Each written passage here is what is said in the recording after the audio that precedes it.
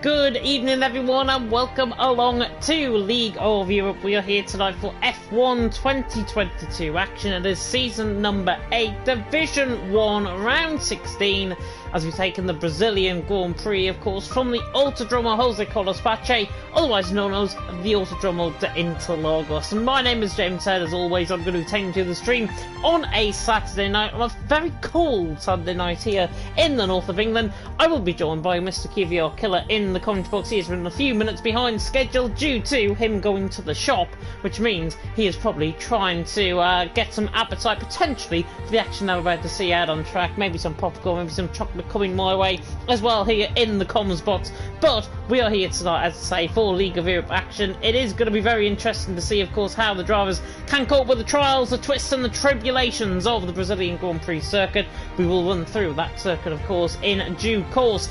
Of course, Montana has already wrapped up the championship, so if you're tuning in to Division 1 and expecting the championship battle, unfortunately, we haven't got one for you. But we have got a battle for second between Whiter and Campbell. Montana leading the way on 291 points, Whiter there in second on 275, and Campbell in third on 150. Did I say 275 for Whiter? 175 for Whiter, 150 for Campbell. Whiter clearly not ahead of Montana in the championship.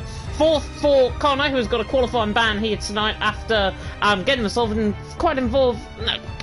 involved in quite a few incidents actually in Saudi Arabia, which I'll run through the student report in a bit as well. And to actually wrap up on what happened last week, Campbell of course took the win, the Scotsman in Saudi Arabia. Second that day was the unbelievable drive of Mr. Car Mentalist and the great drive from Packer, who finished there in third position as well. It was a very, very good race last week in Saudi Arabia.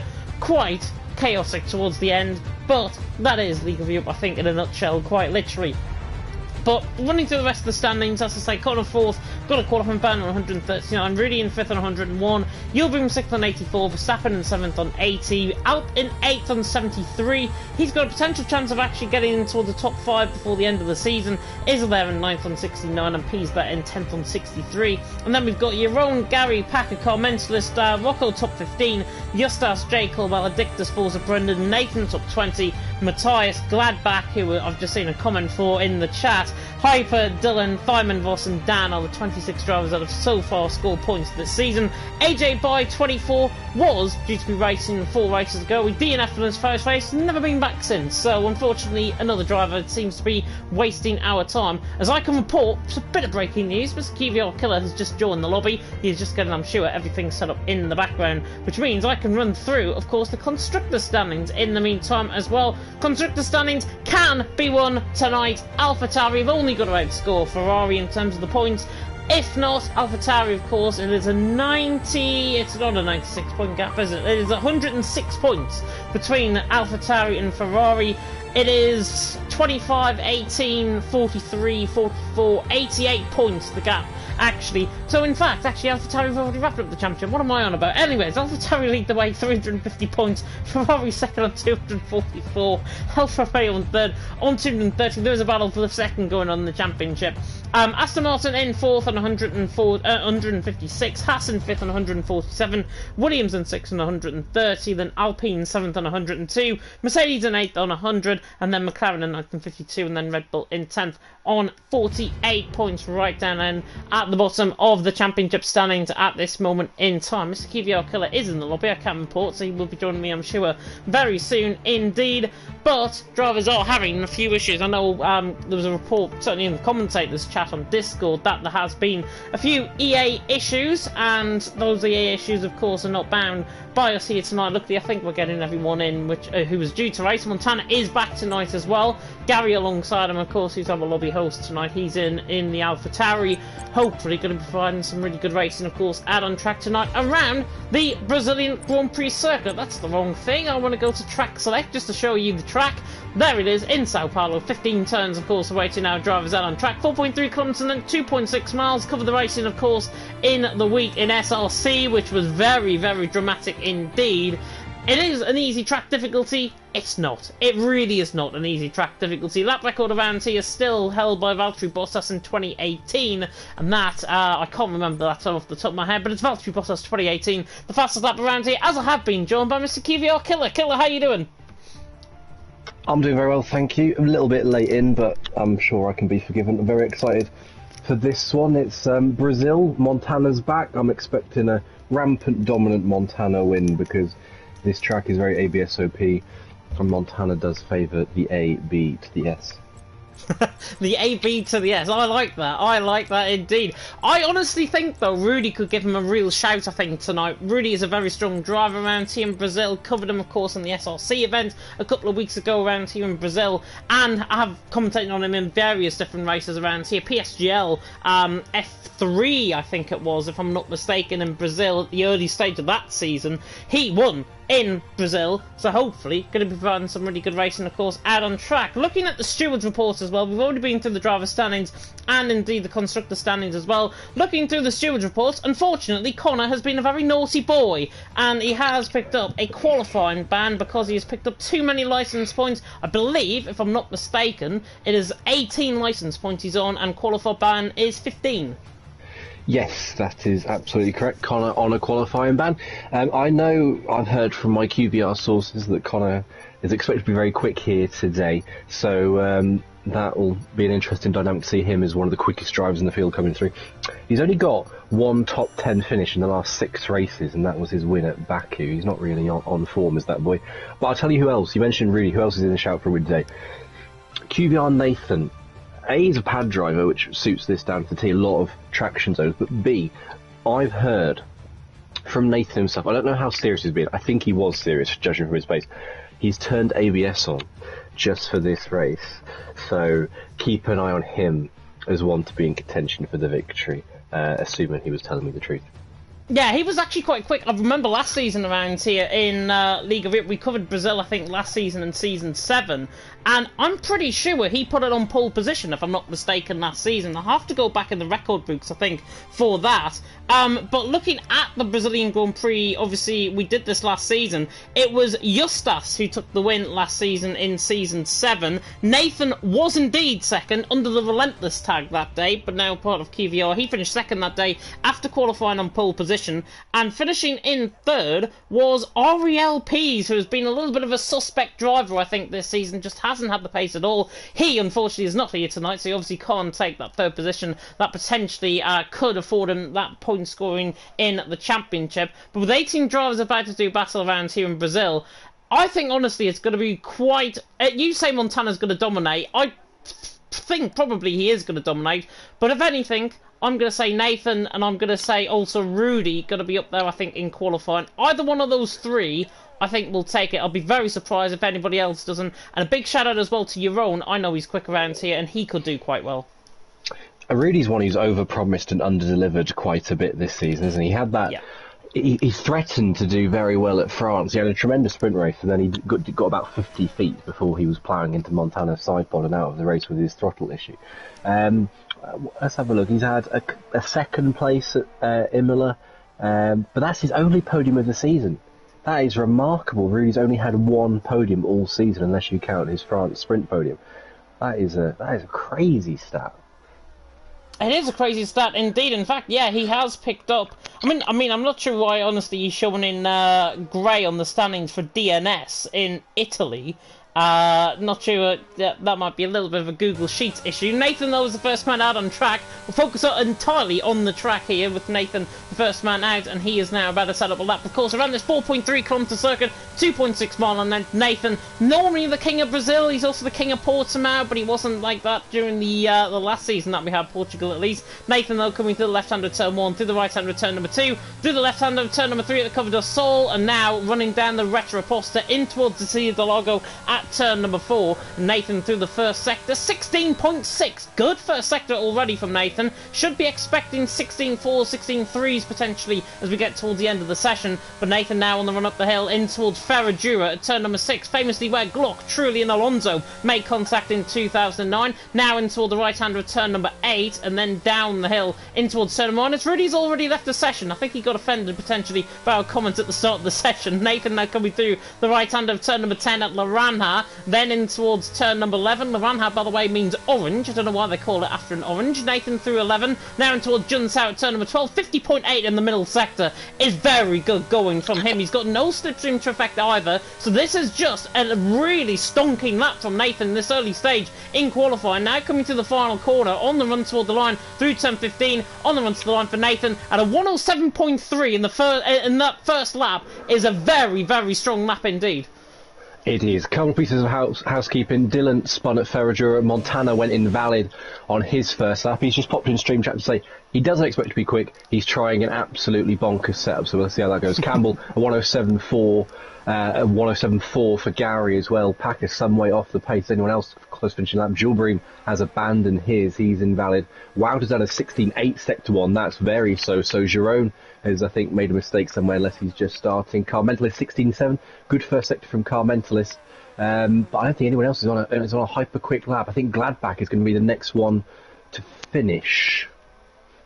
He is coming through Junsao. Yeah, 51.1 in the middle sector. He's already around 3/10 off Nathan in that middle sector. The German, though, who has got support in the chat, he comes toward the line now. May put it fourth. Yeah, fourth, 107.6. Gary, by the way, did get slipstream off Montana, which was interesting to note. That was all the way down, I think, from Junsao, all the way down the straight in towards turn number 15 and then across the start-finish line. He only went third with that slipstream effect, so just comes to show how strong Nathan's lap was. Slipstream normally can gain you around 3 or 4 tenths per second, especially when you play the team game around here.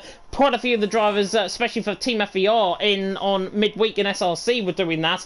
And I honestly think as Montana goes fourth with a 107.6, he is off the pace early on. He's already wrapped up the championship, so he may as well try something different. But it will be interesting. I think, honestly, we'll see more slipstream effect here tonight because it does gain you time, but Nathan's lap is still going to be quite hard to beat, even with that first run. Yeah, unless he's changed his setup. When I was practicing with him, he was running quite low wings. That car was very slippery in a straight line, but to his credit, he was able to carry tremendous speed through the middle sectors. Middle sectors were ridiculous, considering he's running quite low downforce. Shout out to Dylan. Went for another lap after that first spin. Spun again. I think Dylan is very much on a one-way trip to D2 with the second half of the season that he's had, or even the whole season.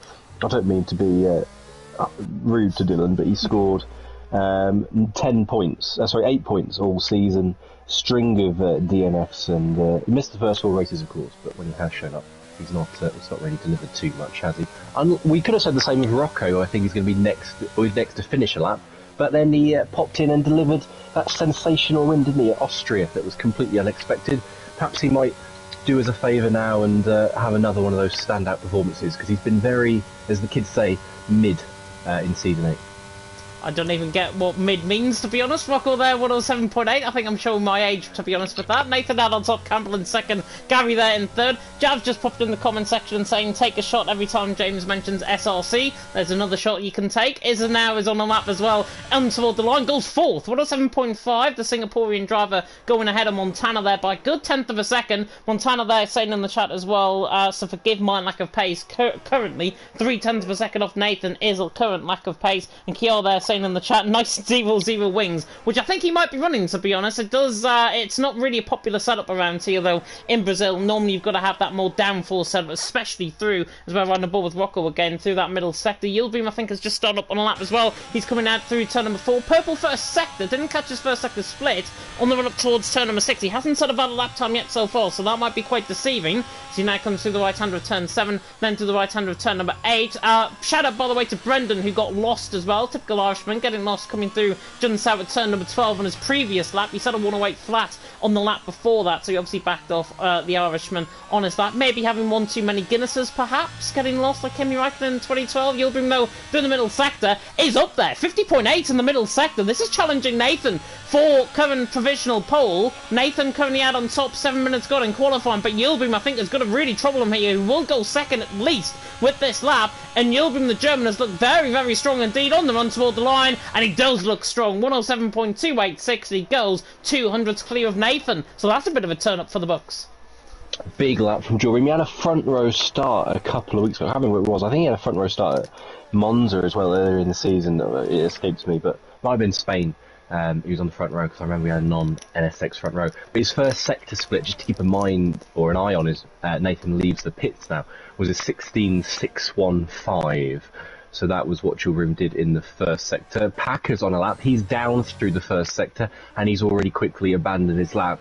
Forza Brenner's coming to the line. He's not managed to get into the sevens yet. In fact, he's just starting because the game is absolutely broken.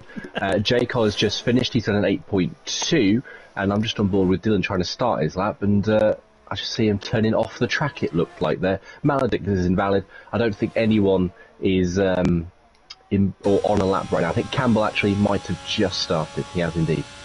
A man that is on a lap, just starting up, coming through the first sector is Wouter, 16.8 in the first sector. That first sector, by the way, from Yildirim was the quickest out of everyone. Nathan, I think, was a 16.643 off the top of my head, if I'm not mistaken. So clearly around 300ths of a second quicker. And that is the difference currently between first and second out on track. Around 200ths of a second. Nathan, I think, gained in that middle sector in the final sector. Yildirim, though, strongest in the first sector. Wouter now coming through in towards turn number 10 at Laranha. The Ferrari looking quite strong. Of course, trying to wrap up second in the championship. He has got a 25-point advantage over Connor tonight, who of course has got a qualifying ban. So Campbell, I should say, who hasn't got a qualifying ban. Connor has retired though back in the pit lane. He did, I think, go out for an outlap, lock his setup in, and then come back in again. Purple middle sector from Wouter on the run toward the line. 107.8. I'm predicting this to go around Montana, Gladbach, that sort of area. I think with this lap to the line, and he goes actually ahead of his teammate Eza, 107.5. So in and around that sort of area. Campbell just started up on the lap as well. He's on the run to the line. He improves, but doesn't go beyond Nathan, who was on a lap as well. But he's 500ths down through the first sector, and his first sector actually was a 16.2 in the 16.62 in the first sector. Very nice lap from Campbell. I think that's probably a P3 be as good as he could possibly hope for in his battle with Wouter. Wouter's a little bit off the pace. Nathan has completely abandoned his Made a lap. mistake. Yeah, let's have a look at Car Mentalist coming through sector 1. That's an odd gear to take it. Fourth gear in turn 1. I've not seen that one, but it must be working for Car Mentalist to be trying it through the first sector. 9,000's up to 16.7. Maybe I'll start trying fourth gear through sector 1. Fifth gear through turn 4. Car Mentalist clearly a little wary of the back end stepping out on them here, because the rears do tend to let go here, perhaps a little more than you think. You do get a lot of sliding. You expect it to be the front that washes across the track more. It's actually the rear that lets go on you, and I think we'll see that in the race, or the drivers will certainly feel it, even if we don't see it. Third gear through turn 9 is that, and then 10 and 11. And this looks very tame from Car Mentalist from the high gears, but it's clearly working until I say that big snap through Magulo, or however you say it, turn 11. And that's the lap gone. But interesting to see the variation in the gear usage and the way the drivers are approaching the track, as Rocco's just started his lap and immediately gone invalid. But Montana, James, has done a 16.605 through sector 1. This could be a pole lap here from Montana. Yeah, German went as well. Gladbach into fourth, 107.468. He's actually 2/10 up in the middle sector. Montana, 51 flat, so he loses all that time, it seems, in the middle sector. Very quick in the first sector. We'll have to wait and see what Montana can do out on track as he now comes toward the line through turn number 15 on the run toward the line for Montana. And he goes fourth, 107.3. That's more respectful, but still not out on top at the minute. Still Yildirim out on top, who's backed off his lap. Nathan there in second, coming straight back out the pit lane to go on another run, and Campbell there in third, the Scotsman. And only actually Nathan to Montana covered by around 5/600ths of a second there, which is quite good. Gary as well. Gladbach going for another run, it seems. He has run out of ERS now. He's backed off, coming through. Magudio there at turn number 11. Izza there is on the run toward the line, and he stays 8th. I think he's just holding up on a lap because the camera angle is absolutely dog shite. And also, did I just swear there on stream? Yes, I did. It is because the game is quite truthful with that. But Yildirim out on top, Nathan in second, Campbell there in third. The camera angle there that I got was absolutely shocking, honestly. J. Cole and Maledictus, I think, are preparing up for outlaps at this stage. Something I just want to note on Montana. He mentioned in stream chat he's running a really bizarre setup. I think it's quite clear what that is. You mentioned 0-0 wings. No one will be running quite that extreme. I think Campbell or whoever, for Nathan, if he's running low wings, will be around 10-10-ish. I expect most people running around 15-12, 16-13, something like that. Montana, though, he across the start-finish line, he was doing 338 kph. Most drivers, if you keep an eye out, will be doing around 331, 330. So Montana is running exceptionally low wings.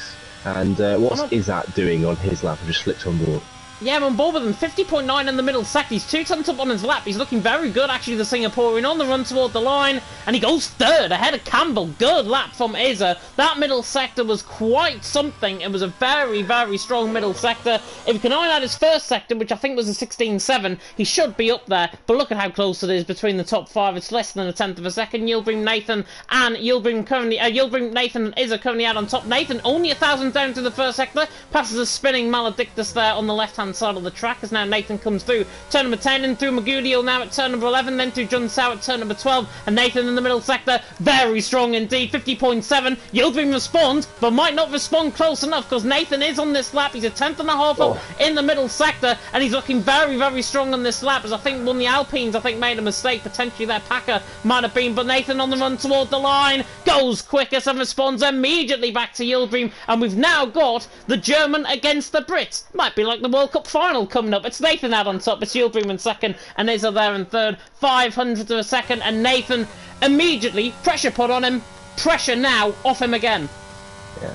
Optimistic for you to say we're going to get a German-English World Cup final. On both counts, actually, I don't think either team is looking particularly good. I was just on board with J. Cole while Nathan was on his lap. J. Cole did a 7.7, which would have put him 10th. It would have put him 9th, actually, ahead of Rocco. It was a low 7. And then cut the paintwork as you slip across pit entry to go to the line to invalidate the lap. I don't want to say a D4 error, but it was a rookie error from J. Cole to leave himself down in 14th place still. And Nathan, I think he'll be really hungry for this win. He knows this is his best chance.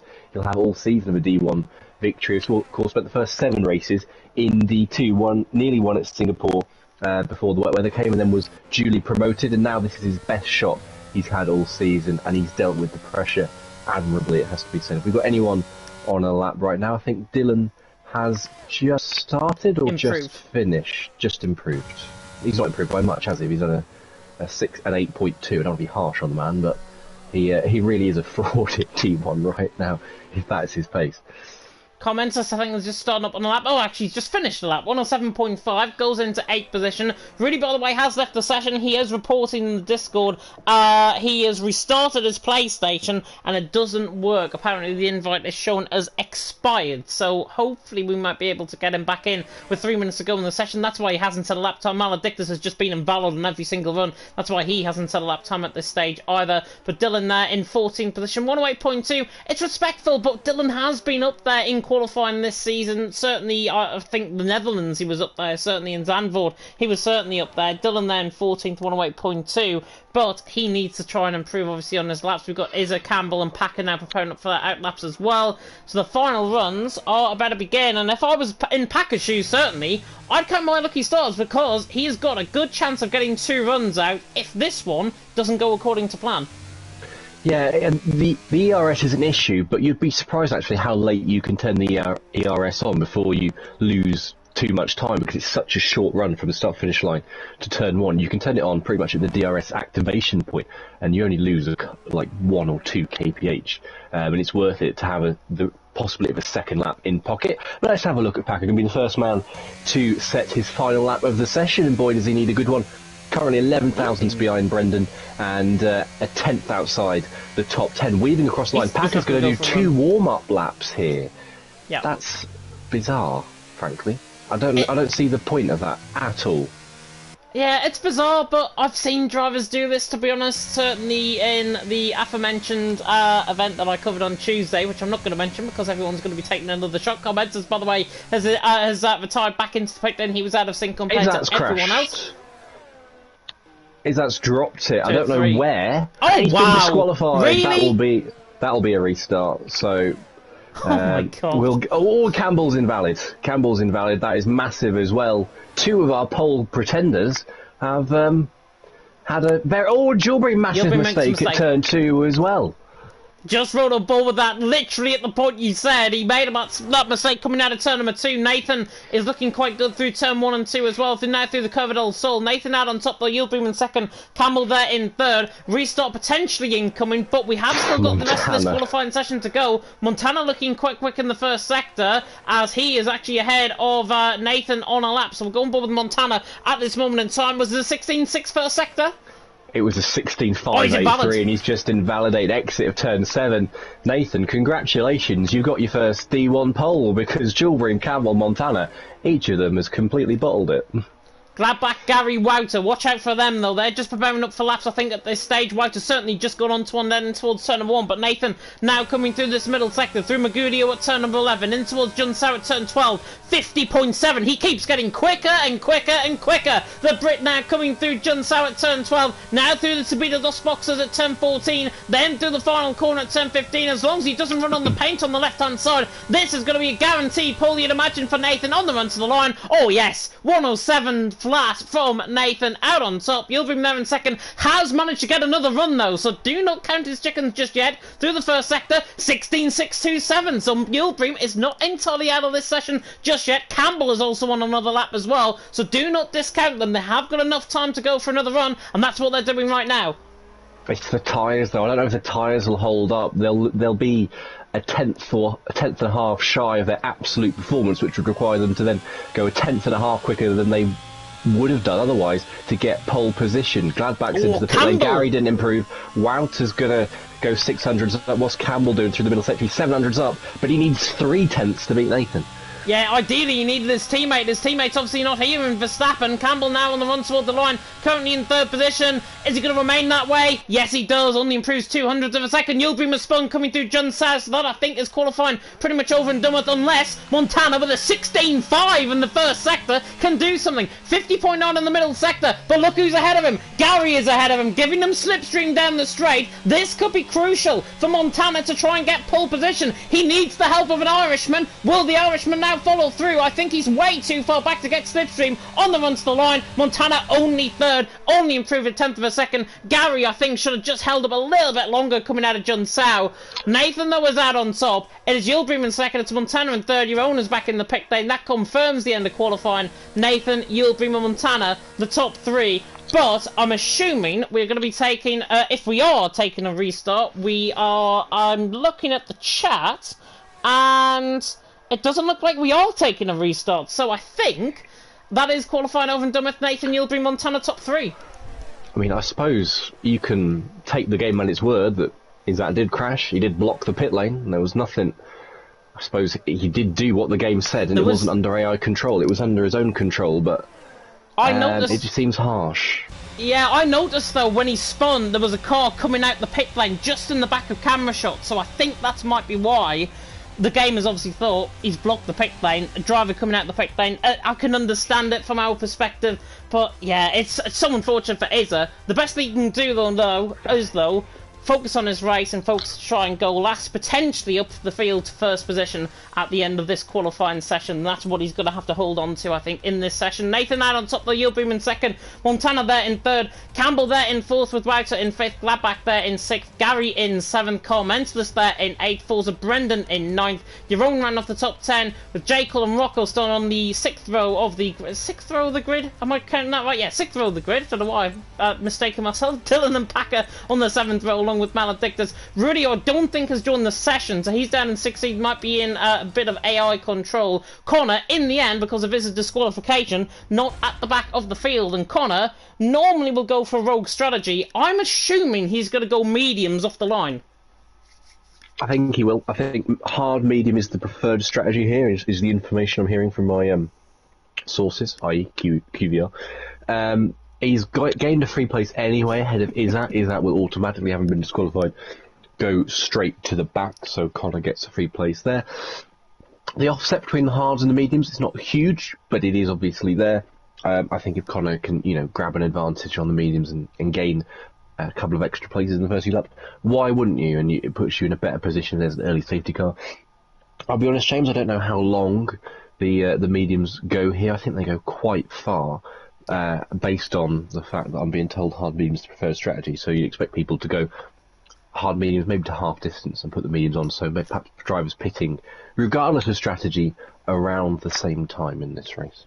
Yeah, you're exactly right. I think, honestly, if anybody was to sit on a set of soft compounder tyres, I think they'd be quite foolish, first and foremost. And I think on that set of soft compounder tyre, he they'll assume to go around lap 12, lap 13 before coming in the pit lane. That's if they were to start on softs, which nobody is, luckily, on the left-hand side. Interesting to note, though, Connor is on a set of hard compounded tyres. I thought he would have actually gone for a set of mediums. The game has clearly selected, unless I've mistaken, Rudy is not taking control of his car, so he has started automatically on that set of medium compounded tyres. He's in ghost mode, as you can see, at the back of the field. He's having problems, obviously he's joining the session still. But Montana, interestingly, on a set of mediums, and Gladbach on a set of mediums as well. Now, the set of medium compounded tyres, as I say, I covered SRC around here on Tuesday, so I know fine well the strategy call.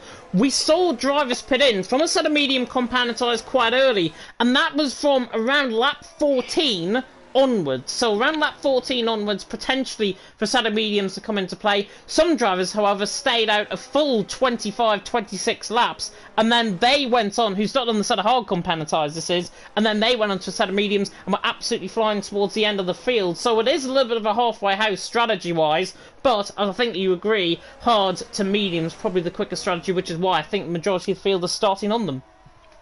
Yeah, absolutely. And I just saw in stream chat some information from Montana. He said he's running 2-2 wings. That car is not going to want to turn in the middle sector. So expect Montana to be very hard to overtake, but also very slow. If he can hustle that car around the middle sector in the race, I will be mightily impressed, even for Montana standards, because you can run low wings in quality and get away with it. In the race, the car feels like an absolute boat to drive.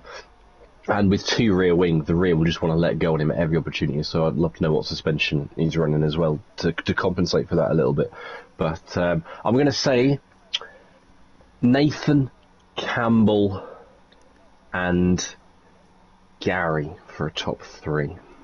I'm going to go completely off the ball. I am going Campbell, Nathan, Connor for top 3. Watch out for him on that set of hards. Trust me, he is going to be very quick at the early stage of this race. 5 red lights now going out here in the gantry, taking on board with Nathan's perspective. It is lights out, away we go for round 16 of LOE Division 1, and Nathan gets a really good start. Yildirim now on the inside line is going to defend off Montana. He's got a very strong start on that side of medium, and already forced off track there. I think Wouter got clattered there by Campbell. Montana though through into second through the Coverdale, so I think everyone's through in the background. Rudy's Ghost is causing a bit of problems as Gladbach has spun from 6th position, so Gladbach down the back of the field now, down in 18th. He's spun right in the background of shot. You might be seeing him in the background, but Nathan now leads the way. Montana there in second, Yildirim there in third, Yildirim in fourth. Brendan, I think, has been collected there by J. Cole, if I'm not mistaken, so he's dropping down positions as well. Bit of a hectic restart down the back of the field, down the front of the field though. Yildirim and Campbell now in towards turn number 8, tries to get the job done, not quite close enough. Rudy's AI is battling with Dylan further down the field. He is still an AI car though, out on track, as he actually gets the move done on Izza, which is absolutely strange. Nathan though leads the way, Montana in second, Yildirim in third. Great start by Montana, not a great start from Yildirim, certainly not a great start for Gladbach or Forza Brendan. Turn 1, Wouter got done by Campbell, and then in retaliation, Wouter did a job on Gladbach at turn 3. The Haas just got clipped by Wouter and was sent tipping round like a spinning top on the apex of turn 3 just at the start of that corner. Nathan has already checked out by 6 tenths of a second. You're on Jekyll to the inside line. Can the Mercedes get this job done coming to the end of lap 1? Sorry to cut you off there, by the way. Jeroen tries to go around the outside of turn number 2, then through the left-hand of turn number 3 at Coverdale. Sol Rocco's right in this as well in the Mercedes. He's got to try and bunk up his teammate potentially in towards turn number 4, down in towards the Cedar de Largo. Jeroen on the inside line, J. Cole on the outside line, and Jeroen gets the job done, goes too deep on the brakes, and J. Cole will switch back up the inside. Now coming through turn 5, now on the outside of turn number 6 at Ferradura. This is a great watch from Rocco's POV, and now to the inside line it goes Jeroen, still fighting with J. Cole. These have got ultimate respect for each other. Little bit of off-camber contact there from the Red Bull on the outside line, and Jeroen now going round the outside of turn number 9, leaves nearly short of room onto the grass. This is still side by side. They've been at it for nearly a lap, and Jeroen gets the job done, and he still needs into 8th. And if that battle is not worthy of battle of the season, I don't know what is. That was class. It was class. We've seen a lot of bumper cars in the first couple of laps. The track's so narrow here. It's so hard to thread 2 cars side by side that they're just pinching up, and it's clean racing, but they can't help but just bump each other here and there. Campbell is quite close to the back of Yildirim And Jewelry's actually struggling to stay with Montana, who is very close to the back of Nathan with those 2-2 wings, and is going to have a tremendous run here towards turn 4, but can he keep the move done with that lack of downforce through the middle sector? Montana's using all the way down the retro posture. He's going to pull out from Nathan, just sneaks by the Williams, who is have no inclination to fight that one back, and we'll see now how slow through the middle sector with those 2-2 wings Montana's car is, because I imagine, as I said, it turns like a boat. And look at Nathan, even on the hards, closing up through Ferragora, and Montana nearly drops it in the middle of turn 7.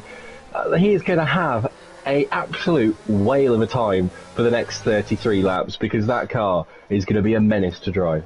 I think his car is going to act like a whale potentially out on track. It just does not want to turn that AlphaTauri in front. Nathan there in second, though, he can just sit back and relax. He's got more ERS than the stage in Montana, and around 10% difference Nathan has got compared to Montana, and Nathan is not going to use up any ERS. I think Montana, though, he doesn't want to be too careful, though, here, Nathan, because he has to get on the back of him. He's got the DRS. Obviously, he'll gain the time now back down the straight. But Montana there, for a second, I thought was going to get away and maybe just try and implement nearly towards a second advantage. But Montana at the minute on that side of mediums leading the way. Nathan in second, Yildirim there in third. Nothing really happening further down the field. Connor, by the way, has gained 6 positions off the start, or 5 positions actually off the start, compared to Izza, who's only gained 2. So great start there by Connor. We'll have a look at the position gains early on in this race. Everyone now settling down into their rhythms. Most positions lost. Gladbach after that spin, of course, at the end of, and even before the first sector at the end of lap 1. Forza Brendan has lost 4 as a result of that contact, but Montana's gained 2. Most positions gained, though, as I already mentioned. Connor has gained 5. He's on the back of Maledictus and trying to fight his way through, as Rudy there, still in 17, doing a good job for 110 AI. He is. I don't know if it's even on 100. If it was on 110, I think Rudy would be in for a shout of a top 10 finish in this race. I think it's on around 80, but I'm not actually sure. That's the kind of thing I don't think is set in League of Europe rules. I think it varies from division to division, whatever the host of the day feels like. It's Gary who's host today, so God knows what he set it to. Let's have a look at the straight line speed between Nathan and Montana across the line. Montana, just having a look as he crosses the start-finish line, is 3.23, 3.26 for Nathan. So even with DRS, he's only 3 kph in a straight line quicker than Montana. That AlphaTauri can be very, very hard to pass. I think Nathan will already be thinking about what can he do in terms of pit stops, because he'll know he'll be quicker through the middle twisty part of the lap, through the infield, but down the straights he's going to have... There's nothing you can do about Montana. Nothing at all. Yeah, nothing at all indeed. Brendan on the back of Connor in towards the seat of Delago at turn number 4, still 12th and 13th position for now, but Montana leading the way. To this middle sector, he really loses the time in the set of mediums. Everywhere else on the track are the real main points of the track, you've got to argue. Montana does actually extend away from Nathan, and I think because of his lack of speed down the straight, I have a feeling it was because he wasn't using any ERS. If he did use ERS, of course that is going to gain you around a 20-mile-an-hour advantage, even with depleting all of that battery. But Nathan has got to be, he doesn't want to be too cocky at this stage, and I'm going to put that in a light way because Montana is trying to get him outside of a second. Nathan has got to realise that, and he's got to realise that Montana is Montana. He is a champion for a reason, and he is there still leading the way. But if I was in Nathan's shoes, I'd be saving up that ERS, but I'd also be gaining and using that little bit of ERS down the straight just to try and latch onto the back. And now he's done that, and I think he's now listening. Yildirim has now gapped to 0.3 of a second. Campbell. Now back, and yeah, Campbell's now going to go for third. That's what I was going on about. J. Cole has spun in the background as Campbell now goes to the inside line. Coming into Delago, completed before the job done for him, and he's Sloonies into third. And Yaron gets the job done as well on Commenceless. He's Sloonies in 7th. J. Cole, though, was spun, I think, coming out of turn number 1, if I'm not mistaken. Yildirim, though, still on the back of Campbell. Yaron, sorry, wait, ignore me.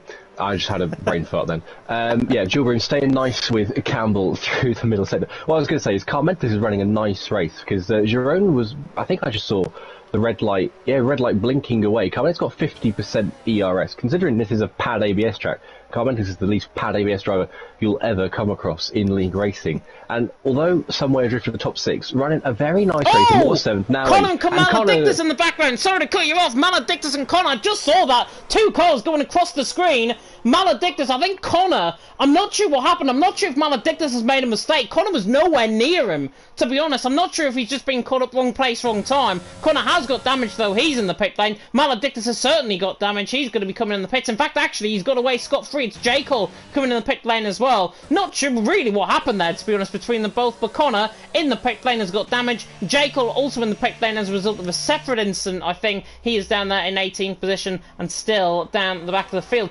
Not really sure what happened there, to be honest. I didn't really see it, but I think Maledictus made a mistake and Connor might have just been wrong place, wrong time. Yes, it's a bizarre place for two cars to go wheel to wheel. Unless you've got such a massive advantage or tyre advantage or someone's got damage or something, you're never really going to be an opportunity to go side by side through Magulio. So I can only assume, as you say, that Maledictus made some kind of mistake. I didn't see it at all. Tell you who's in a little bit of a bother right now is Wouter. He's the two ahead of him have got more ERS, and Wouter's in a position where he's just clinging in to that 1 second and having to use, and Brendan's gone now the second McLaren, 2 laps in a row. Maledictus last lap, Brendan this lap. They're not a fan of that corner at all, are they? It is a corner where the rear can let go and it will snap on you completely unexpectedly sometimes, but you've got to be wary of that. Don't try to go through there flat, even if you feel like you can. Don't try it because it's a massive risk, and Gilbrim's coming back at Campbell now towards turn 4.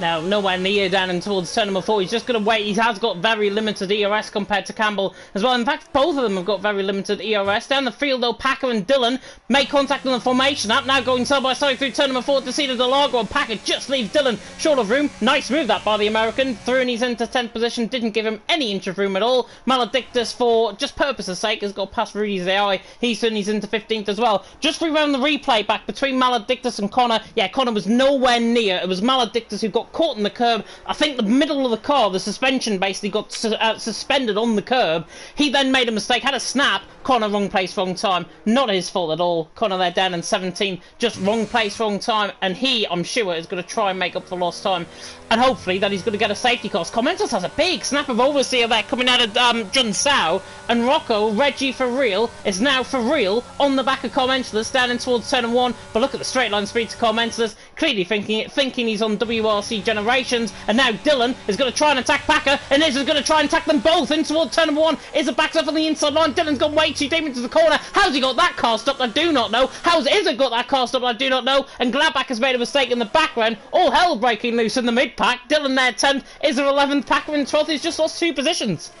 I think Gladbach got caught race watching there, forgot he was driving his own car, too busy seeing the battle ahead of him, and nearly binned it at the exit of turn 2. Gilbrim still sticking very close to the back of Campbell, but doesn't have the straight line speed to dispatch the Alfa Romeo. And it has been the case for a good few weeks now that the Alfa Romeo drivers, Campbell and Verstappen, have made a habit. They made a living out of running very low wings, but Gilbrim looks so close now. The fact he's able to stick within a third of a second through Magulio and Jun Chao, he's in a good position now to get it towards turn 1, but he might not have the wings, is his problem. He's using now on the exit through turn 13, 14, 15, non-corners in Formula 1 cars, non-corners in any car actually. He's got tremendous slipstream now. Campbell's not even going to fight it. He parts to the right-hand side of the road, lets Gilbrim through, and Gilbrim doesn't need asking twice, does he? He's through into P3, but now Campbell's going to have a whiff to come straight back at him through turn 3 and towards 4, and he'll see Gilbrim's red light blinking away there, but Campbell he's not wanting to fight that one back. Yeah, not enticed to go for the move, and I don't blame him, to be honest. Gilbrim has got good pace around here, so wants to try and use them up. Nathan is just backing off on the back of Montana as well. Now within 5 tenths, and about as close as I've seen these guys actually for the last few laps or so. Nathan on the back of Montana. I was comparing straight line speeds again. He used up a bit of ERS that time, Nathan, and he was around 6 or 7 mile an hour quicker than Montana down the straight. So even with that 6 mile an hour difference compared to Montana ahead of him, those tyres, I think, for Montana are certainly beginning to hit the cliff. And this is why Nathan is this close, I think, out on track, and 4 tenths of a second pretty much coming through Magulio and now in towards turn 12 at Jun Sao once again. Only on lap 10, I thought we were a little bit further on. We're only on lap 10, going on to lap 11. Montana leads the way. Nathan second, Gilbrim in 13, Rowan's gone through turn 12. Yeah, same snap that the McLarens had. The rear just let go of him. He did a full pirouette there, all the way down to 13th place. It's Reece Carmental back into 7th place, and Rocco into 8th, and Dillon somehow is, pardon my language, shithousing his way into 9th place. I don't know how he's done that, to be honest. Jeroen just trying to weave up his tyres. He's in the pit lane. Gladbach as well, into the pit lane. Izza's run on the back of Dylan in the meantime, though, as Jeroen has picked up a 5-second penalty. Might retire in the pit lane. Yeah, don't blame him, to be honest. He made a mistake. Low, Dylan on the back is getting under pressure from Izza, and Izza now, the Singaporean, to the inside line. Down in towards the rest of Aposta. In towards the seat of the log, got turn number 4, and Izza sails on by Dylan. Dylan got a move done on lap 1, on turn number 1 a couple of laps ago, but Izza now fights back. It is now back through, and he's into 9th position, and now in turn, oh, Dylan nearly hits the back of him, coming through Ferradura at turn number 6.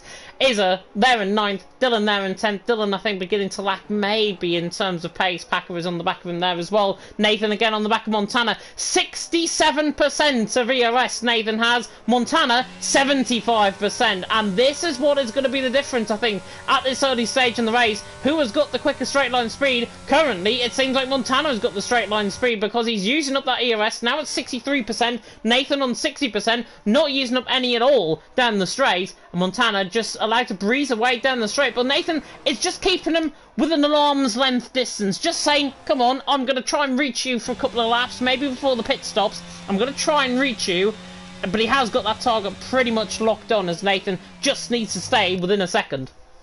If I was Nathan, I'd be absolutely raging. There is no way yellow flag. That is Rudy. No, Rudy Packer. goes Packer. Yeah, Rudy's ghosted. It has to. Yeah, I don't make mistakes. It has to be a Packer, doesn't it? So he's lost a place there. Could be another one to Rudy's ghost. But yeah, if I was Nathan, I would be fuming because Montana has no right to be running 2-2 wings around this track and be this quick. Like, it just shouldn't be possible that Montana is this quick with 2-2 wins. He has a snap, another one, through Magulio, and just proving that corner is catching people out, including our champion. Nathan's as close as he has been, and he's inviting Montana again just to use a little bit of ERS to defend. I think Nathan is happy to wait for Montana to pit, which will be, as you said, around lap 14 in a couple of laps' time. But I think Nathan is just waiting for that, and then he'll dump his ERS and perhaps go a lap later, maybe.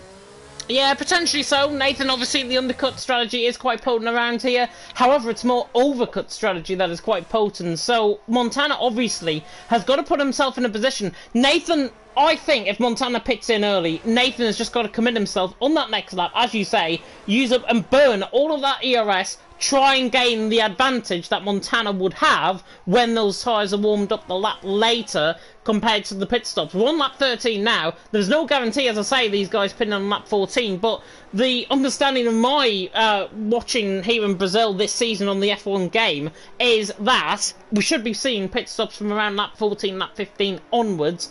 Doesn't mean to say that Montana is going to stick to that. Does mean that Montana could stick potentially to go more than halfway into the race and then go into a set of hard compound tyres to the end. But Nathan is looking very close down on the back. 3.5 tenths of a second. Again, Montana just like Tokyo drifting his way out of Junsao. And Nathan now is going to be invited for the race lead, perhaps in towards turn number 1. And Montana still leads the way. And Nathan takes a very wide line.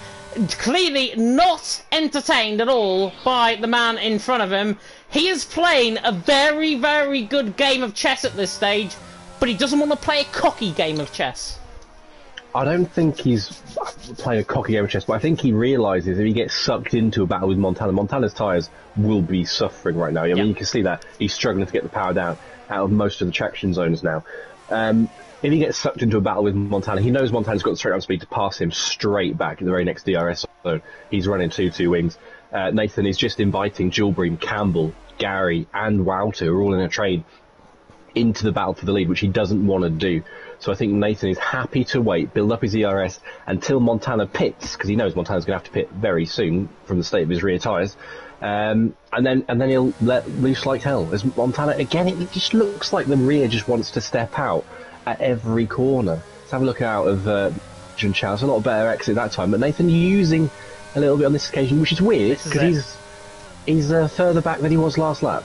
This is it, Montana in the pits. Montana in the pits, that is perfect. Nathan as a spinner, I think that was Dylan, round through turn number 12. But Nathan now leads the way as Montana comes in the pit lane, predictably going for a set of hard compounded tyres, you would imagine, towards the end of this race. And on will Nathan's go that pushing. white wall tyre. And yeah, it is a set of hards. He comes in, but where is he going to come out? I think he's going to come out maybe side by side with Maledictus coming out the pit lane. He is on the inside, obviously, coming through turn 1. In fact, he's going to be well ahead of Maledictus, but when he gets those tyres warmed up, hopefully he doesn't crash coming out the pit lane, as I've seen somebody do in the past around here. Montana, though, out of the pit lane, very fair. Now gets on the ERS straight away, coming out the pit lane, which is very rare, you see, and straight into the warm-up, and now Nathan has got to react, and Nathan is coming through Ferradura, Ryan, at turn number 10, 2 seconds ahead of Yildirim. He's emptying that battery, but he is being very conservative still with his battery, and I think he is playing a very, very good game here, Nathan, at this stage. Now coming through Junsao, this is where he'll drain the battery if he's going to decide to come in the pit lane for a set of mediums. Judging by his reaction, though, I don't think he might be, and Nathan continues on. So Nathan continues on, out in front, Yildirim in second, Campbell there in third. I think Nathan's goal, really, is to get lap 20, go for a set of mediums, 15 laps to the end of the race.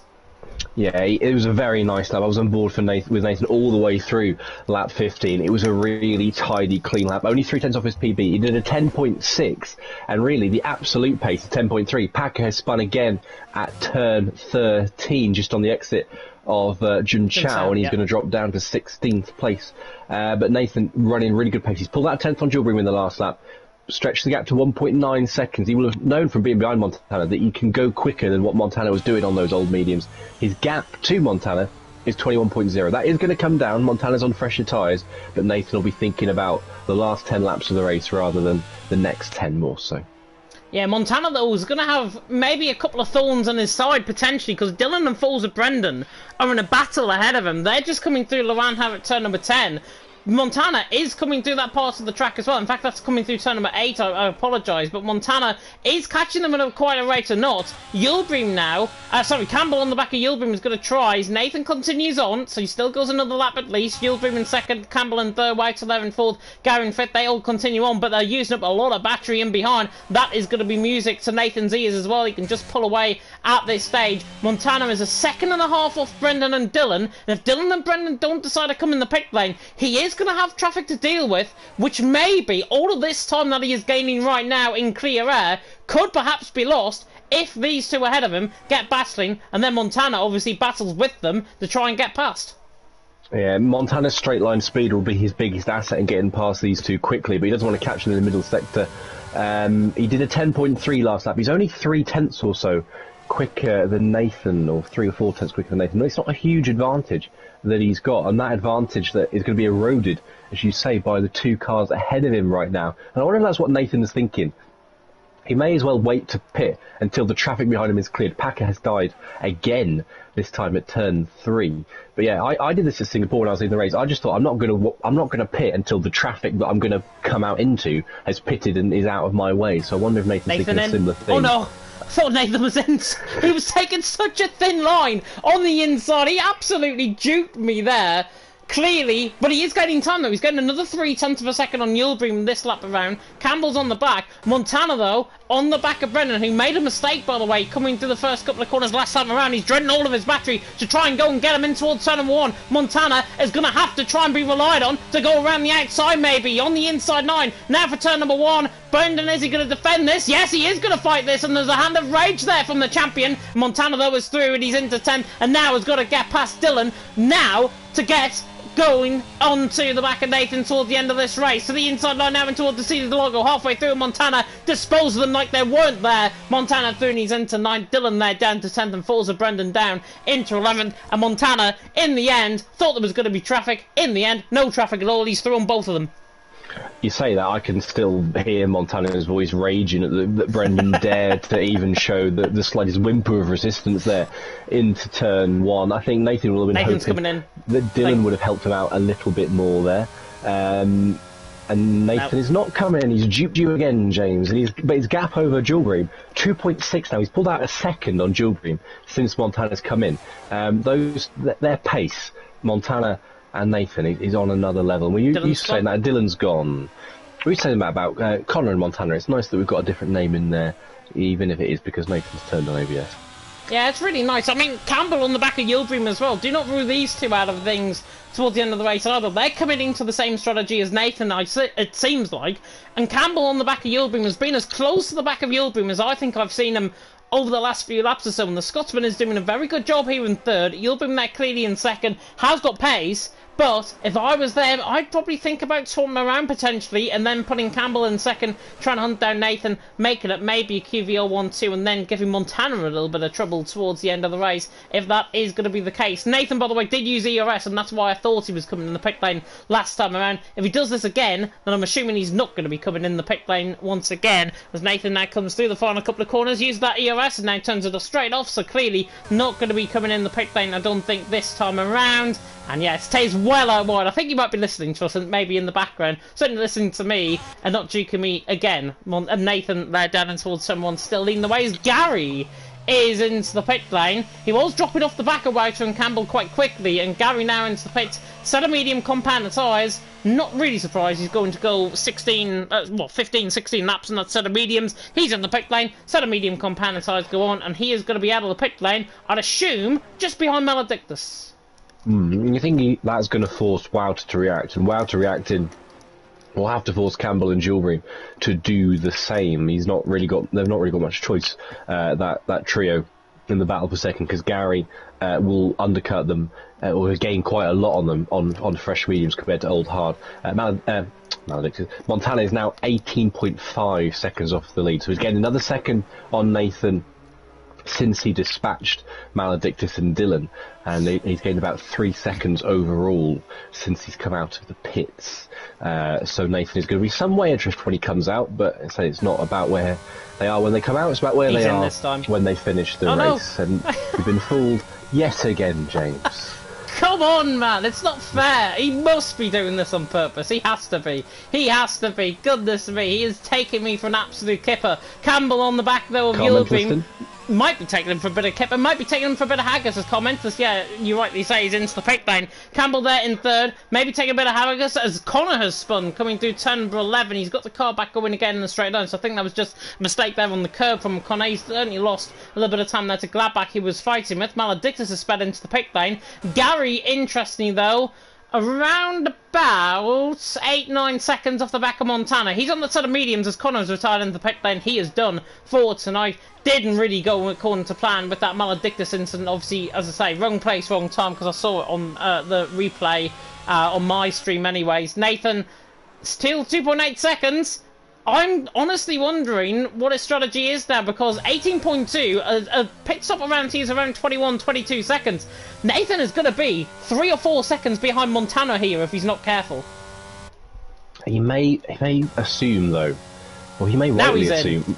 Yeah, you may well rightly assume that he's got the pace to make that deficit up. The mediums will feel a lot better relative to the hards, I think, in the second stint than they did in the first stint. Yellow flag, that is because Dylan's died at turn 4. No, I think it's Dylan this time. D2. Fraud and Packer can join him under that label. Montana's going to be miles ahead here. Yeah, he is indeed. Coming down the pit straight, he's on the left-hand side of the camera angle. Nathan's actually coming out of the pit lane. This is going to be a lot closer than even what I thought. Nathan on the inside line, Montana's there on the outside. Montana's obviously going to be ahead, but it's now the gap he comes out of the pit lane behind. I think it's going to be around a second coming out the pit lane, coming out the pits. Yeah, 1.4 in the end between Nathan and Montana. That warm-up, though, compared to Montana's hards, are going to be a lot quicker. So, Nathan now in play. I thought the gap was going to be around 3 seconds. In the end, it's half that. It's 1.5 seconds coming out the pit lane. And Nathan, to be fair, has used up a lot of ERS. Montana has got 70% of ERS. Clearly, it looks like the Swiss man is on for another dominant race win. But now Nathan's warm-up is complete. Nathan now begins to close in. Yeah, I think Nathan will be looking to stockpile his ERS as well. I don't think we'll see this battle really played out until the last 6 or 7 laps of the race. I think it's in suspended animation really right now. I was ready to say that Campbell and Wouter, Montana and Nathan were not in their safety car window were we to get a safety car. Those two would have held on to the lead of the race under any hypothetical SC, but Campbell has ruined what I was about to say, but I said it anyway, by coming into the pit. So Wouter, not is that, but Wouter, if there's a safety car now, will still be in the lead of this race, which is exciting. It could shake it up a little bit. Nathan, very close within DRS range.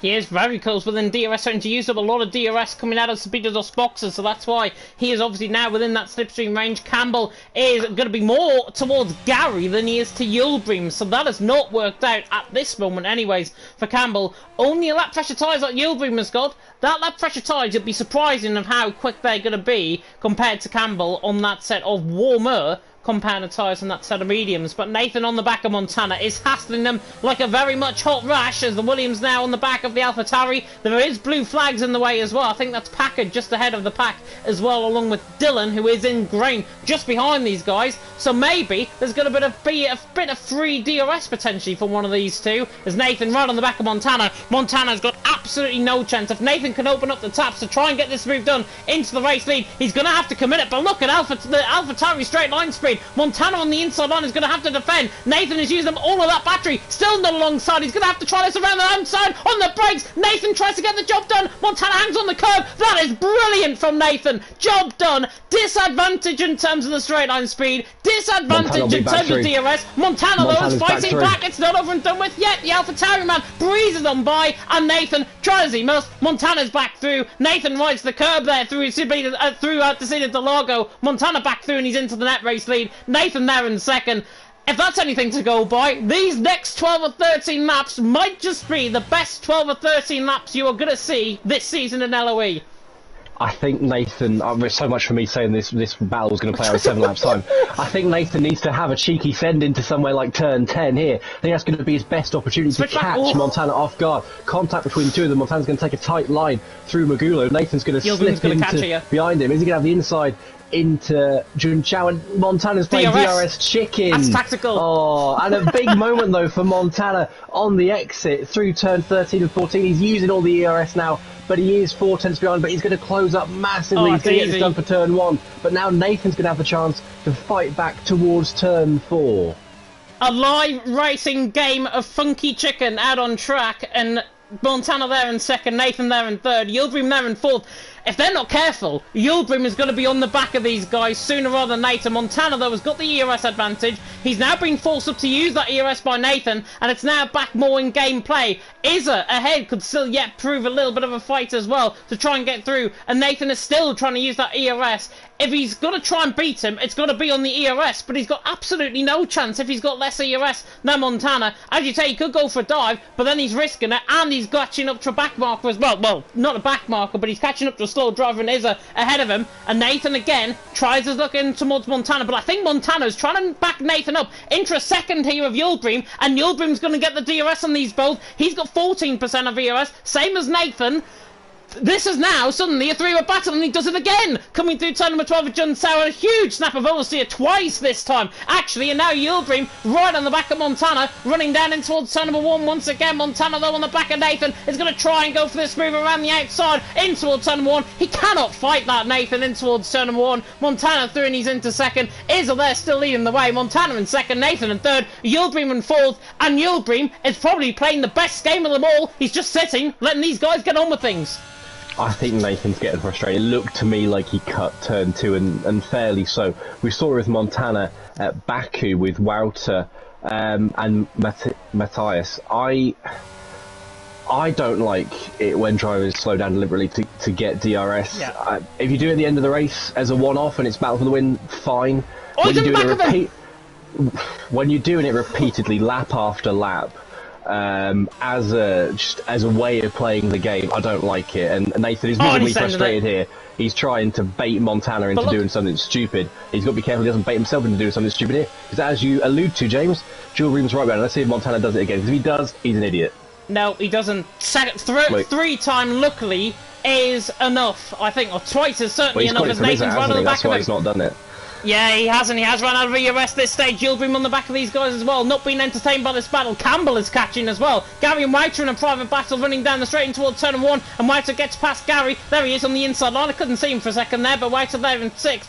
Gary there in 7th. Izza, by the way, still leading the way, and he could still yet to come into play. Nathan, though, has got to be absolutely cool as a cucumber now with 9-10 laps to go in this race. He does not want to be getting into his own head. That is the worst thing a driver can do in terms of their mentality. Montana currently, you could argue, is living in Nathan's head rent-free, but Montana there in second, Nathan there in third, has let Yildirim catch back up, and now Nathan sends it in towards turn number 8, tries to get the job done. Nathan actually trying to force this around the outside of turn number 9. This will be brilliant if he can complete the move. And he does! Nathan through and he's into second. That is now the mentality of a cool driver. And now Iz is going to let him through, maybe around the outside, coming through turn 11 at Magulio. Montana's still on the back of this as well. And Iz is now holding these guys up like a whole lot of a train. Campbell's involved in this. Wouter and Gary might yet get on the end of this as well. And there's contact in the background. I think Yildirim's sliding his way there out of Jun Sao. Nathan, though, on the back of Izza. Montana this time around, not quite close enough. And now the advantage is held with Nathan, who now leads the way. Campbell trying to go down the inside of Yildirim, not quite close enough. And Wouter there still in 5th, Gary in 6th. But my God, Nathan leads the way now. Montana in 2nd, Yildirim in 3rd. And out of all of that, I wouldn't have expected Nathan to pull away by 0.5 of a second. He's done very well to keep a cool head out of Junchao and then through turns 1, 2 and 3. Montana had a snap out of Junchao, which caused Yildirim to jam the brakes on or lift off, and then Campbell hit the back of Yildirim. That's where I yelled contact. That was caused by Montana having a moment, and he's had no shortage of those today. Driven well though he has, and you can see, look how much Yildirim's closing up to them. Montana's car just isn't happy in the middle sector. That strategy, those wings are only working when you're ahead, because Nathan's in a great position here to get Montana out of DRS. The gap is just 300s that he needs through this last corner, and I think he might just get it. Montana's going to have to use all of his ERS, and he does, but he's not got it, and he's now going to be very vulnerable to Yildirim now towards turn 1, and it could be Campbell that follows in a couple of laps' time. And is Montana going to let him go? I think he is, and he's going to fight that one back towards turn 4 possibly, or could we see yet some more chicken? No, Yildirim through, he's into 2nd, Montana there into 3rd. I think the tyres are going off as well, to be honest, on that set of hards. Wouter is now involved in this battle for P2. Nathan, though, how cool was he in that battle? It was just personified. He could have easily let emotions get the better of him. He could have easily get himself into his head. But Nathan at the minute, 1.1 seconds clear. You could argue now with Yildirim in behind. Yildirim now potentially could catch Nathan and then battle for the race lead. But with Montana now, I would say seemingly out of the equation. This is Montana the champion I'm talking about, by the way. He is still. Montana in third. Huge snap of oversteer coming through turn number 9. Tokyo drifting taken to a next level in a Formula 1 car. He's lost 0.2 of a second to Yildirim. And now, if he's not careful, he's going to be out of DRS range to Yildirim as well. And I think that is going to be the case, because Campbell right on the back of Montana. And whatever Montana's plan was, has backfired quite a lot. Yeah, Kiara said in chat, a champion knows how to play this, and I don't mean to be picky. Montana is a 5-time champion, but contact there down the line. I think he's played it wrong on this occasion. A second contact. That has shades of Montana and Coxey from Singapore. As we come down the straight there, it's a straight line. You should be bumping into each other side on, and now Wouter's going to be the next one to try and dispatch Montana. And it's those two wings. They work in the lead, but they're not working on the hard tyres now that Montana's on the unfavoured strategy. It's come unstuck for him, and these medium runners are just cutting through him like a hot knife through butter. I wonder if Montana's regretting his decision, or if he's loving it. Maybe he's loving it. There is a yellow flag, by the way, and that is, I believe, who was that? Oh, it's Packer retired. Packer retired in the pit lane. I was wondering who that was. Wouter right on the back of Montana in towards turn number 8, and again, Montana's going to lose DRS to Campbell. Plan has backfired, and the champion, I think, needs to drive like a champion rather than be very... and again, he does the chicken again. Absolutely ridiculous. Honestly, he's a champion for a reason. But with these actions and with this cockiness that he's got, he might be just bringing back his ego that unfortunately is going to plague his championship fight, as Montana now breezes past Wouter. Again, honestly, it's not really needed. We want to see clean racing out on track. We want to see fighting. He's a champion for a reason. Do not get me wrong. He has proven himself to be a champion this season and entirety through his League of Europe career. But when he's playing silly games like this out on track, it takes away the rub of the racing that we are seeing as commentators, that you guys are seeing at home. He needs to act like a champion and earn respect, because for me, he's not earning my respect here. I think his running of 2-2 wings as well, knowing it's not a good setup, it's not something that works, knowing how much he's going to annoy other drivers. It's a bit like putting out your third 11 in a Carabao or FA Cup game, and people will argue it disrespects the opposition. I think him running 2-2 wings, knowing it's nowhere near the ideal setup, but it will cause tremendous pain to those stuck behind him, I think disrespects the field as well. And Wouter, he knew what Montana was going to do there, and he was happy to run into the back of him in the process. And Wouter's going to get through, and he's going to have the DRS as well. Is he? No, he's not. Montana has got the DRS. He has got the DRS and he has got ERS to burn, but Montana breezes past without using both, really. Montana through, and he's into fourth. Wouter there in fifth. That bit of contact, I think, was quite forced there, to be honest. And maybe saying from Wouter's perspective, you can't really do that out on track. Your actions not being respected by the commentators, not being respected, I'm sure, by in the chat as well. Jav certainly has put in a comment saying, can we go back to Season 7 when Division 1 was fun? Yes, I agree. Division 1 was very fun in Season 7 rather than domination. But Nathan, out in front, is now coming under pressure from Wheelbeam. Back to this lead battle, and this is what I said a couple of laps ago. Nathan had that 1.1 seconds, but he has been in a very aggressive fight with Montana, so he's taken more out of those tyres. Wheelbeam looked like he took more out of those tyres on a set of hards in his first stint, and now in his second stint, Wheelbeam all of a sudden is coming back alive. This battle for the win is not over and done with yet, but what I can say, certainly, if we don't get a safety car, is this is probably going to be the top three in any order. Montana did play chicken this time. That was a pleasant surprise. I think I agree. I think that is the top three that we're going to see. Swap out Jules Breen or Connor swap out Gary or Connor for Jules Breen, and we both got the top three right. At least the names. We got two of the three right. Wouter though, he's I don't know if he's running higher wings than Campbell was or Nathan was, but he's not making as much of an impression on Montana, or he's not finding it as easy as those ahead of him did. Yeah, definitely not. Wouter is struggling as well. ERS, Gary is right on the back as well. And Gary, to be fair, 22% of ERS compared to Wouter and Montana. We know Montana's speed is like down the straight line, but Gary with more ERS than Wouter is going to come into play for this P4 battle. He is doing a great job, is the Irishman. I think he's honestly been underlooked, I think, in this race, in a quite overrated car, given that he's been pushed by his teammate half the season along. But Gary, earning that championship quite rightly. Is Montana going to play chicken now? Yes, he does. And Wouter is coy to that, and now Gary is going to get both of them. And Montana, all of a sudden, loses 2 positions, and Gary with that ERS is now going to use it up. So is Gary now going to go for Wouter in towards turn number 1?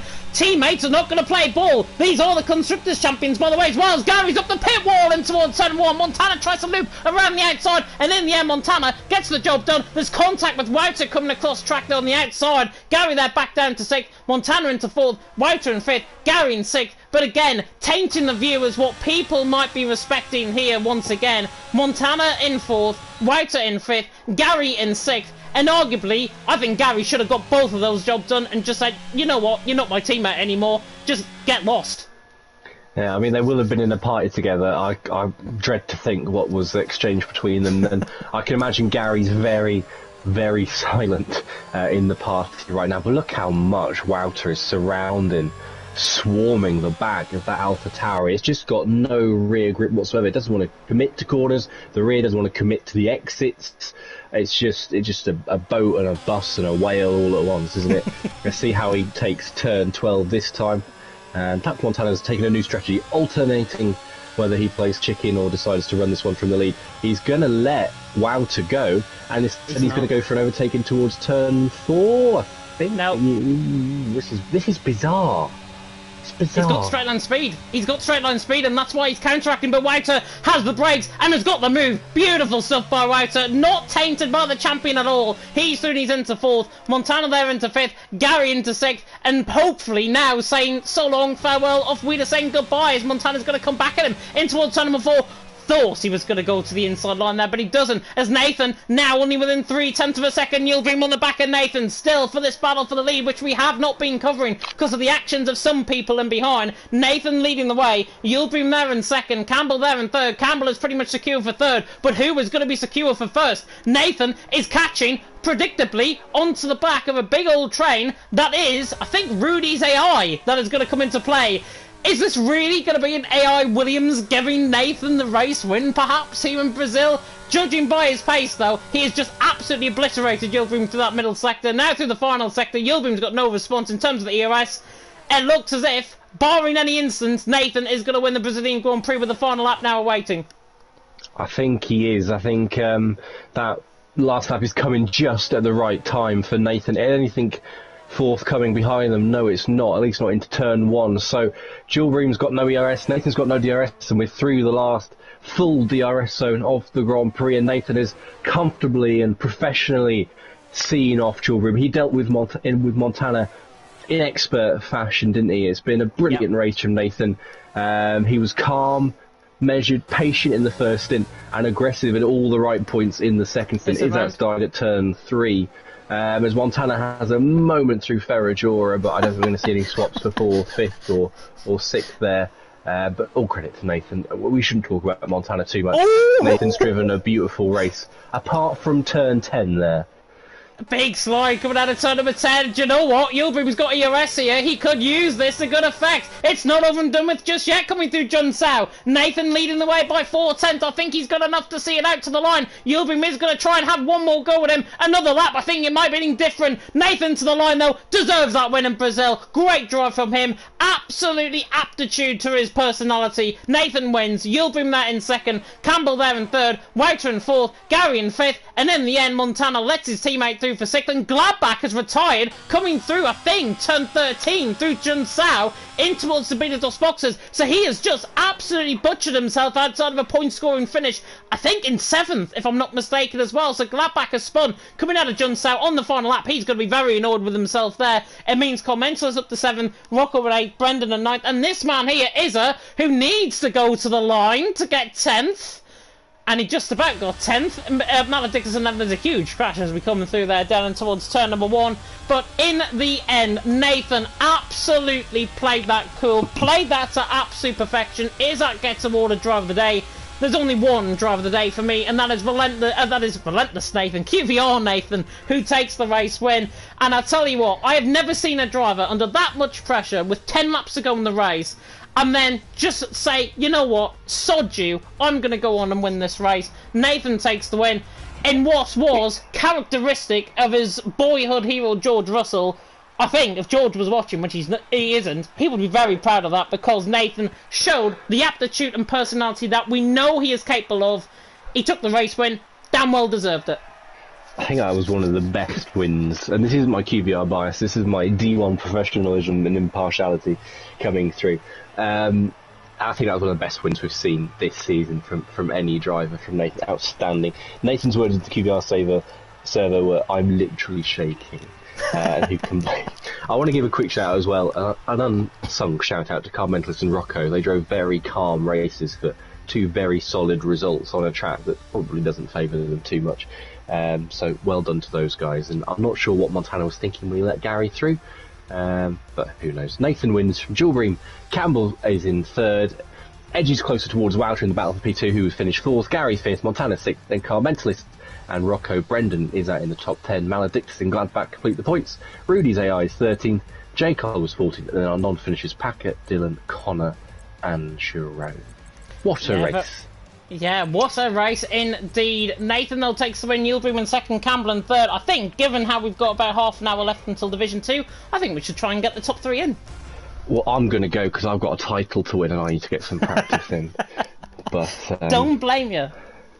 I am afraid. I do apologise. But I will be back next week for Abu Dhabi. Much love all. No worries at all. I will invite then the top 3 into the party, and of course a big thank you to Mr. QVR Killer for joining me in the commentary box. Kiel there saying in the chat, I don't know what Montana was thinking. Yeah, I don't know what has ever, to be honest. There is driving like a champion, and then there's driving like an idiot, and I think he did the latter rather than the former, and I do stand to be corrected on the record for that. But a fantastic win, of course, by Mr. QVR Nathan, who did take the race win. I am going to get the top 3, hopefully in for interviews. I know we'll probably hear from 2 of them. Now, I just need to figure out how I Get the... I'm in the party. I'm doing it... Do you know what? I'm just going to do it on the PlayStation. Save me a lot of time. Right, That's the wrong thing. I'm not inviting friends. I am inviting these guys to the party. I'm not ending the stream. I'm inviting these guys to the party. But yeah, I don't know what Montana was thinking there, to be honest. Obviously, there is being a champion and then being... I don't know what to add on track, and I think it is probably safe to say that I'm not happy with the way he drove here tonight. As I say, he is a four-time Division 1 champion for a reason here in LOE. He needs to act like one, and I think he needs to earn people's respect rather than trying to treat others in trying to gain that respect as well. So I think on that basis... some of that respect is now gone from my perspective, and it's not great at all from my perspective at all to say that on stream, but it's true, and I want him to publicly know that I am watching his every move, that I want to see much better actions, much better improvement. Of course, we have got the final round of the championship to come. He might have already wrapped up the championship, but he needs to act like why he is a champion, and hopefully he can deliver that, as I say, next week, as I have now invited the top 3 into the party, which I'm sure is going to be filled with emotion, especially from race winner of QVR Nathan, of course, if he is willing to join us, as well as Campbell. I think Yildirim was already gone, so the top 3 will have an interview if they do want to. I know Campbell is joining, because I can tell with the microphone on the right hand side. Hopefully he will be joining me very soon indeed, and there he is. Campbell has managed to join us here in the commentary box, finishing, of course, in a P3, which he probably wasn't expecting, given the actions of some drivers that were happening ahead of him out on track in what was a real crazy race here. Hopefully Nathan will be able to join as well. I know he has probably got a lot of emotion on his side at this stage, but while we wait for Nathan, unless he joins right now, is literally perfect timing, Nathan does join. QVR Nathan, well oh well, you are a Brazilian Grand Prix winner. Talk us through that race, because honestly, that might be one of the best performances I've seen of an individual driver in my 10 years of league racing commentary. Thank you. Yeah, I mean, obviously, quali actually went quite well. I wasn't far off my PB. And I think in the end it did kind of come down to me and Yildirim. Obviously with Montana running his... let's say terrorist wings. I think that's the best way to describe it. And then the race, obviously Montana started on medium, so I always knew that even with his like 2-2 wings that he was like gonna hit the front first. So burn a little bit of energy at the start to try and kind of like break the pack up a bit, and then I think it kind of separated into, I think it was six cars at the front, or 5 cars. I think it was 6. And then, yeah, obviously we split from the 4 behind, and I knew that I could keep with Montana, as obviously because in the middle sector his wings obviously like hampered him. So I was able to just kind of like manage tyres, manage energy, and then as soon as he pit, just kind of like did, I think it was like 4 quali laps, or however many, I can't remember, like from when he pit to like I pit, and then yeah, after that we had a lot of fun in the middle sector because he decided to park the bus. Don't know if he was helping his Yildirim, but yeah. Really? I don't know. I in my head and out loud said it, but I don't think so. I don't know. I mean, they're obviously in separate parties and separate teams, so it's yeah. But yeah, he just seemed to like. I mean, we lost so much time. I think Campbell obviously caught up like 4 or 5 seconds. Yildirim caught up like 3 seconds as well. So it was also really frustrating. And obviously with like the DRS games, which obviously he's used to at Baku. So yeah, after that, just kind of tried to pull away, broke DRS, and then Yildirim got back in. So yeah, it was always going to be tense at the end, and obviously didn't know like how much energy Yildirim was unable to like kind of replenish. So just kind of tried to get as good of an exit out of the final corner every lap, and then yeah, it literally did feel like Russell from this year.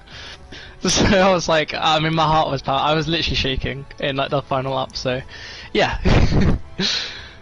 honestly, it was a well-deserved win, and I think everyone speaks from the comment section here on the chat as well, saying that you absolutely deserved that win. I think I said in commentary when Montana started to play his funky chicken games, as I like to call it, he played those games to, I think, actually disown and disrespect the league and disrespect, I think, the overall fairness of racing, and I don't think he was fair there tonight. But I said in commentary that Montana was in your head rent-free, and he was for a good couple of laps, around 2 or 3 laps at least, and then finally you dived it down the inside line at turn number 8, got the job done, was no looking back really from there. Talk us through that battle with Montana, because it's something that I've certainly never seen really from him in as many years as I've known him. I mean, me and Montana, we have like a weird relationship. I think we are really good friends, but at the same time, there's like obviously he's a lot quicker anyway, but there's kind of like that competitive nature there. Like we do practice together and all that. But I think like, I don't think like what he did was horrendous, but it's just kind of like, because I don't know if it was just against me or if it was everyone else in the train, but like it kind of just, it was like what Perez did to Hamilton like last year. Yeah. And like I know he's won a title, and I know like etc. hence like the different setup, but it's like, I mean, it's whatever. Like I think he finished like 4th or 5th or something, so 6th. I guess you know. Oh, 6th in the even worse, outwashed. But he got beat by Garrett. Yeah, unbelievable. He let Gary through at the end. But yeah, I mean, yeah, it's whatever. Like obviously, it was like I kind of like a little bit argy-bargy, but I mean, it's gonna be what it is. When there's obviously like nothing up for grabs, I guess. Like people are obviously gonna, I guess, act different to say if it was like, oh, it was like the final race or something. So yeah, I mean, it is what it is. Obviously, the battle was like quite tense. I was like really kind of, I mean, trying it everywhere. I think it was like in the middle of the second sector, I was just trying to go around the outside of that hairpin every time. But obviously, he managed to just like kind of keep ahead. So yeah, it was kind of needed to lunge somewhere. And I mean, thankfully for Iz, that was just parked there. As Iz that seems to love, I guess, screwing over Montana's races. But yeah, no, I mean, it is what it is. Like, it wasn't horrendous. But yeah, no, it was like just, to be fair, actually, it was quite good battles. I don't know about the rest of the field, but like throughout the race, it seemed like there was actually quite a few battles this week. Yeah, Montana, to be fair, I think has put it right in the comment section. He was trying to hold on to P1 with all of he's thought of, and he was clean all the way through. I totally agree with that sentiment, to be honest. He was clean all the way through. But there is the mind games that comes into play, and I think the mind games, taking that out, putting it at the centre of attention, look at it in a different context like we are, and then you get your answer. But that's all I'm really going to say, I think, on that. We have got one more race to go, of course. It is in Abu Dhabi next week, Nathan. I don't think you're going to do quite well around there. I'm just going to put that lightly. I don't think you're going to do quite well around there, but what's your expectation going into next week? I mean, I've not finished a race since Hungary before today, so I probably won't finish next race. I've actually not done a league race yet around Abu Dhabi, so yeah, I've obviously driven it and kind of like got up to speed a little bit, but I think it's going to be like just kind of points. I mean, points is always the target every race. Well, I mean, recently it's been finishing. But yeah, I guess just points and try and have like a good end to the season or just some fun. But yeah, I mean, maybe we can get some rain. We've not had rain in D1 for a while. I was actually begging for no rain today because all the practice went into dry running. So yeah, I mean, I hope to finish the race. That's about all I'm gonna say. But yeah, just for, I don't know, a fun race and a good end to the season, I guess. Yeah, I think we all want a fun race, to be honest, to end off the season, and hopefully some respect can be earned and given back next week as well in Abu Dhabi. Nathan, though, go and enjoy your evening. Cheers, thank you. Thank you both for comms as well. You are very welcome indeed. It's only me here, unfortunately. Killer has got a title to win here, as he said, in Brazil. We're going to move on to the man who finished, of course, in P3, and that was Campbell. And Campbell, as I said at the start of when you came into the party, I wasn't expecting you into P3, to be honest, as a result of that battle. Talk us through it. I okay, pretty calm race. Not really much happened involving me. I just seen it all happen ahead of me. Yeah, at the start, they two were they were too quick. I couldn't keep with them. Even when I got past Jailbreak, I wasn't going to catch them. So then he got back past because he got a lot better as the stint went on. So I was happy to sit there, save up some sort of battery.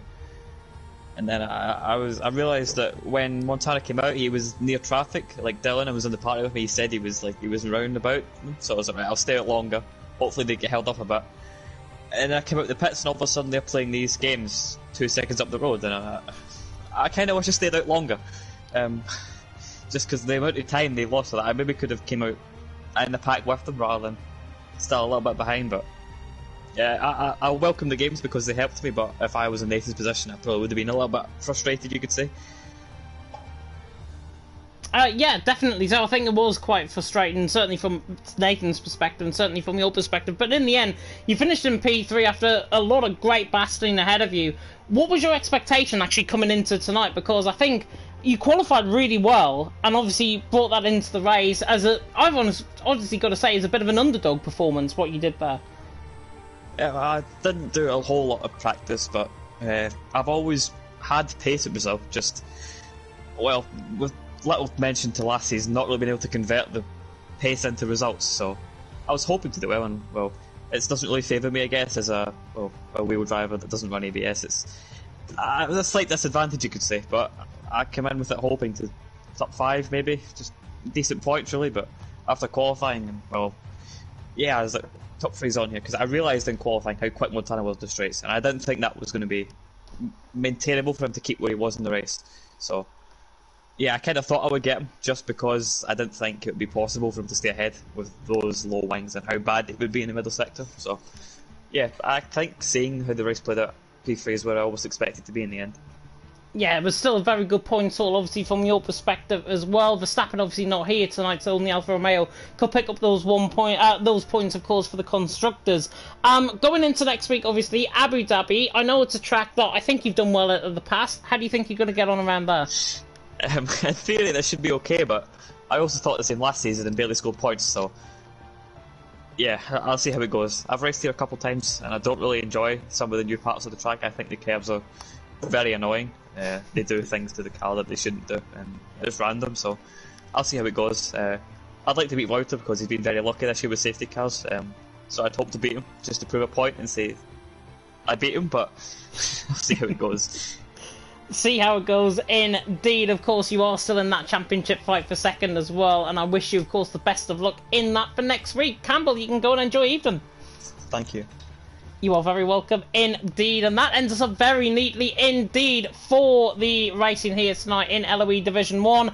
LOE Division 2 is coming up very shortly indeed. Of course, it is Mr. I think Verstappen is back for commentary, if I'm not mistaken, alongside Jekyll for Division 2, and it is due to be Maverick and Packard for Division 4, so hopefully both of them will be able to make it. So it means a full complement of commentators tonight for Division 2 and 4, which is coming up in approximately 13 minutes' time or so. It is around 14 minutes time, but you get the gist. It's anyways been a pleasure to bring you the action, of course, here tonight in Brazil. Only one more round of the championship to go in Abu Dhabi. We are going to see who gets crowned, of course, P2 in the championship. That fight between Wouter and Campbell is going to be very, very good to see and watch indeed. A big thank you to everyone in the comment section as well tonight. You kept us entertained, of course, and to all of our drivers for racing, and to everyone in the background as well. Thank you so much for watching. If you haven't already, like, comment, subscribe, tick that notification bell, of course, if you're brand new to the action. Jav saying as well in the comment section, watch Division 4. I think he is back tonight, so you can watch Division 4.